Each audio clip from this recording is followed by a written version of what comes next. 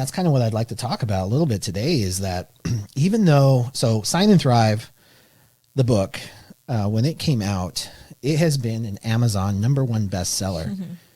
That's awesome. Every single day, because that's how Amazon does it, since it released 15 months ago. Wow. Almost to the day. What day is it? February 6th or 7th? 6th. Yep. Yeah, so like tomorrow would be the 15-month anniversary of it. And that's super exciting.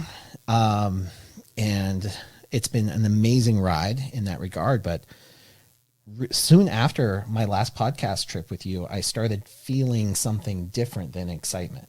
It launched and went great. You know, the associations that are for notaries supported it. They continue to support it. Tons of people are buying the book.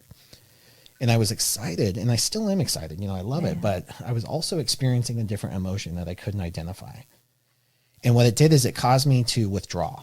And I was withdrawing. You know, my life is spent on YouTube. I'm a YouTuber when you really get boil this down, right? Yeah. And I started avoiding the camera. Wow. I didn't want to be in public. I didn't want to do like book signings and stuff too. I was feeling really shy and insecure about it for some reason. And I couldn't identify it. And as the months progressed, I will say that just about a month ago is when this started to alleviate. And I have been seeking, well, like what's happening inside. I was afraid it was like a low-grade depression. I was just like, something's just off with this thing. Why? This book is doing amazing. People are raving about it. The reviews are amazing. So why am I not experiencing this high joy with that book? So what it felt like, and I just a metaphor for your listeners, because I really don't know how else to describe it, but creating that book, like I said, took 3 years. It was 3 years of writing. But when I was 4 or 5 years old, I knew I wanted to write a book. I was like, I'm going to be a writer. So, you know, there's a lot of pressure on myself, I think, when that was happening. Plus there was, I don't know how to quite explain that, but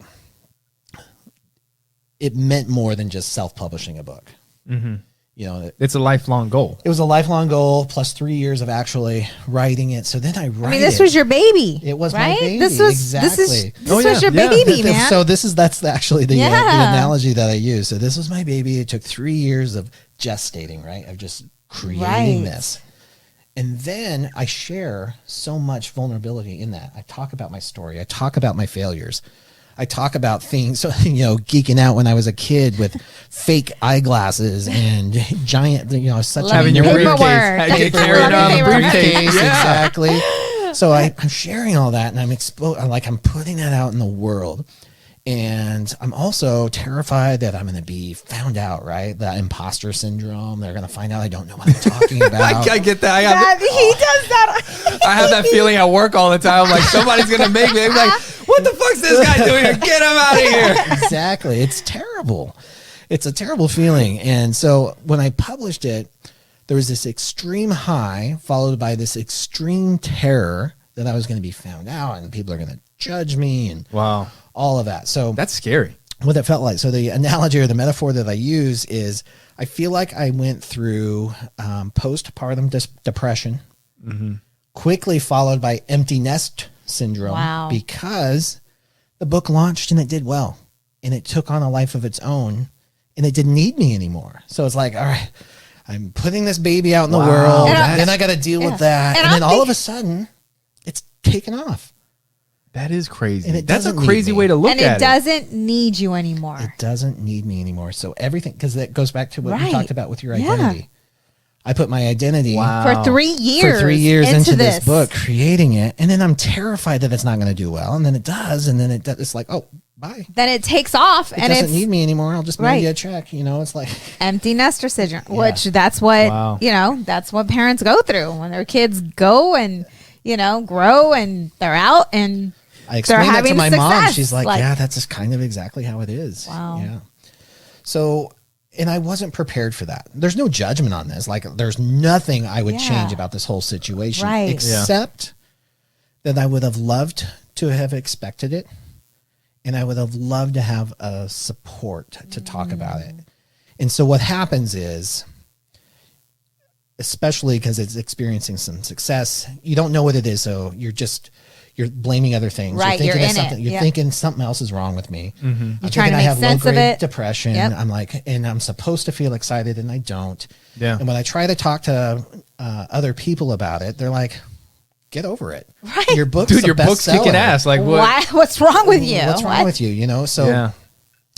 then I don't have anybody to talk to. Then even within the creative community, finding other authors, because I'm in part of a community, I can't find anybody who's having the same experience. So I'm feeling really isolated.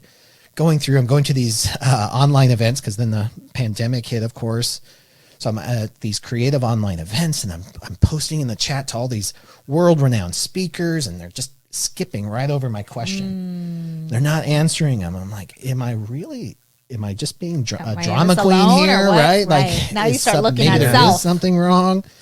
And then finally, I was at a Gathering of the Creatives that's put on by Jacob Norby and Julia Cameron in December of 2020. And I got this one speaker. She's written like 26 books or something. And I just posted, hey, here's what I was experiencing. Is this normal? And have you experienced it?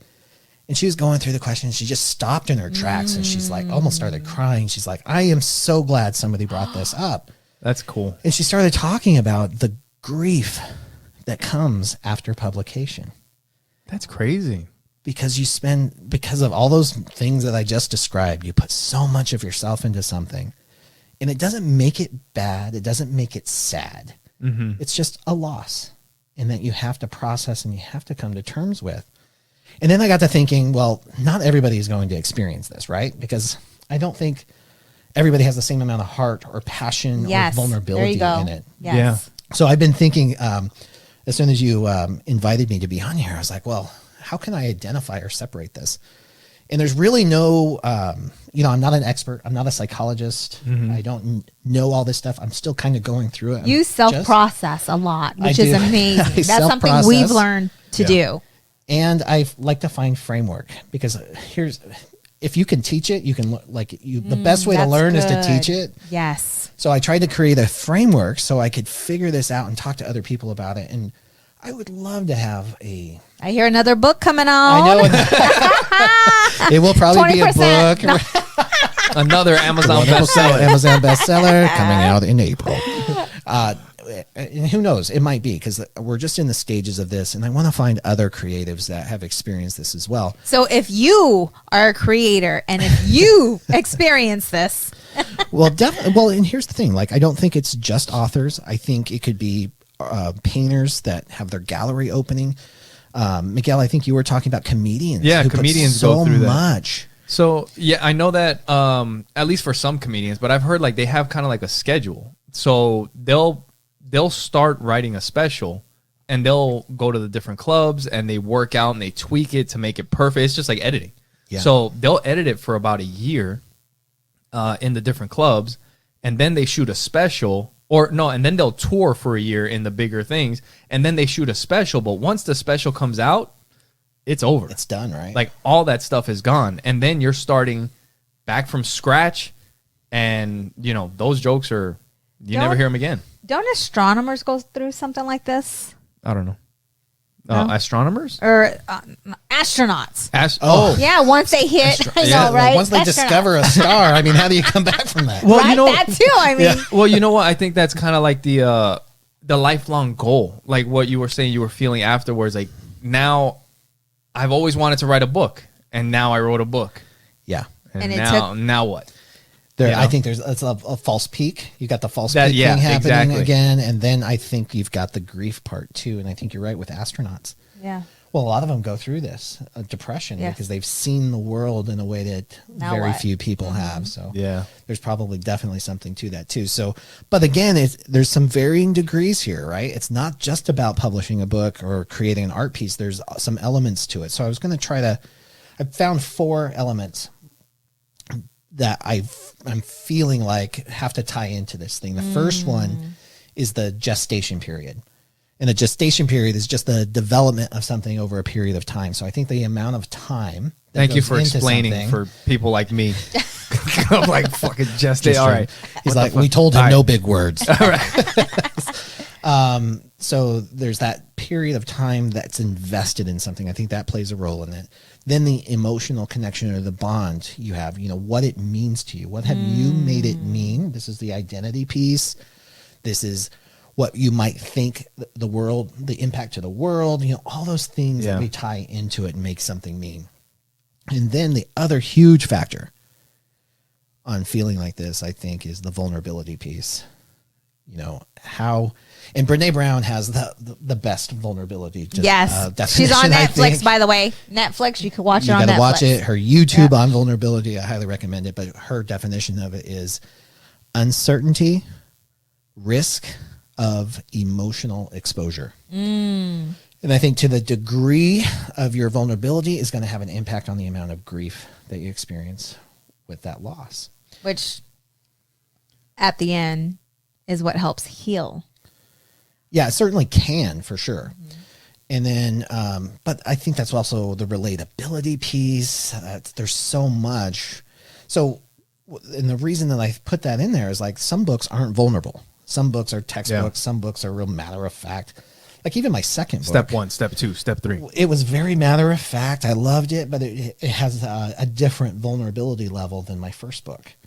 So, but then the fourth piece, and this is the big piece, is you have to publish it to others to, I think, feel that grief. And maybe not. Maybe I'm just speaking out of my own, because maybe writing something and then tuck it in a drawer still is a grieving process. I haven't experienced that, but I think you have to publish it because there's this build up of that, again, that level of vulnerability, because publishing is a level of vulnerability that you cross that level, you can't go back. Yeah. So other people are going to be judging your work. They're going to be experiencing it. So I think that publication piece is a huge part of creating this, what I call creative grief. And when you try to find it, if you Google creative grief, all that comes up is people who use the creative process to get through grief. But grief is often associated with death, dying, breakups, divorce, and things like that. And that's very painful. But this brings me to really kind of my big point in this whole thing is, and I just learned what this is because I have a coach who taught me what disenfranchised grief is. I knew another big word was coming. I know. I kind of laid the foundation for it. What was that again? So it's called disenfranchised grief. And it's, there's obviously some psychological definition for that, but it's basically where you don't get societal permission to grieve. And it kind of speaks to is it kind of like you're supposed to be happy, so exactly. you're not allowed to be sad? It's the people who say, get over it, man, your book's a bestseller, why do you have to grieve? Why is this a loss to you? Or you're making money doing that, why is that a loss? And you probably felt a sense of guilt because you're having all this success, so why are you sad? Why are you going through this? There is that process, because I didn't know what I was going through either, because there's nobody sharing this information. So here I was, and then you shut down, whenever you try to talk about something. And this is the thing with disenfranchised grief, is it tends to gain momentum and there's no one to support you. There's no one to talk about. So it just grows and it's festering underneath there, and no one knows how to support. I mean, some people obviously do, but you get shut down, you stop talking about it. Yeah, especially how many people can I talk to about this? Because they just don't get it.